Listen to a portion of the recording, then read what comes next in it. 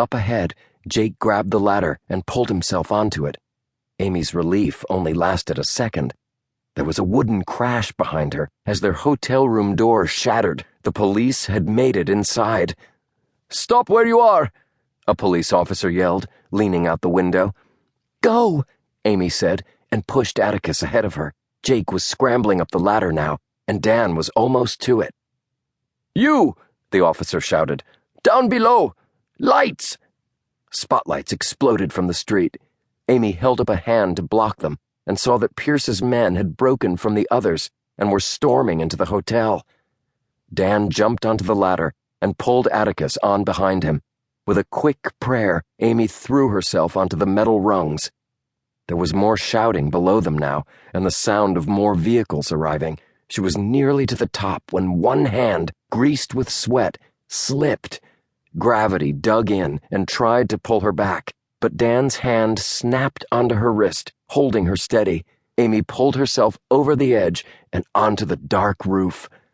"It won't be long before they're up here," Dan said. Amy scanned the rooftop. There was a doorway in a far corner she figured led to a stairwell back down into the hotel. "We faked them out," Amy said. "Go back down, then—" "Hey, over here!"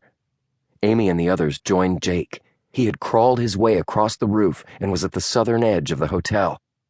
They were 10 stories up now, with all of Tunis stretched out below.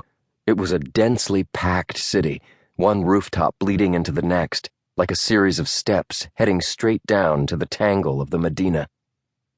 Jake looked over his shoulder at Dan, who shrugged, then backed away from the edge and dropped into a runner's stance. "Whoa," Amy said. "Jake, we can't—" 2 police officers blew through the door on the roof, guns drawn. "You there! Stop where you are!" Dan broke into a run. "Dan, no!" Dan sprinted past her. His right foot hit the top of the stone wall and launched his body into the air, sailing over the 3-foot gap to the next building. Amy leaped up to see him hit the rooftop hard and roll away. Jake followed, but Atticus was hanging back, clearly terrified. The police were halfway across the roof. They'd be on them in seconds. Insane or not, it was their only chance.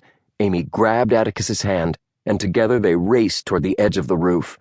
Amy's foot touched the wall, and she threw herself as hard as she could into the open air.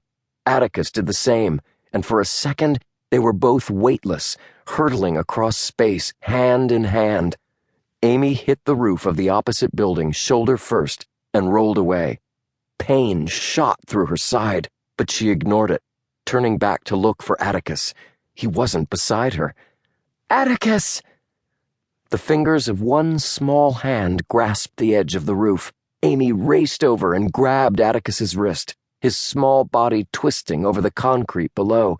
Amy tried to muscle him over the edge, but his skin was sweaty with fear, and he started to slip.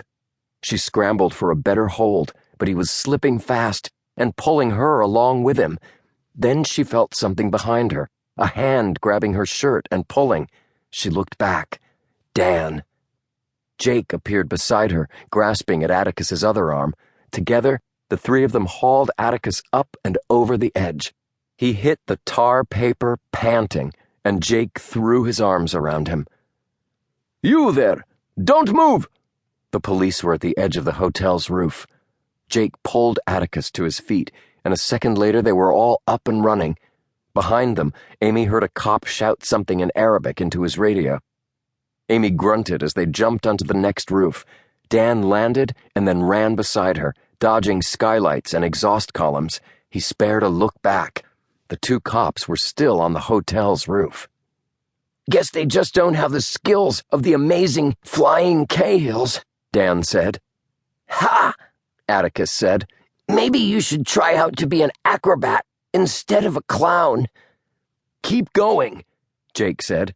"There's no way they can keep up with us from down there. We're home free.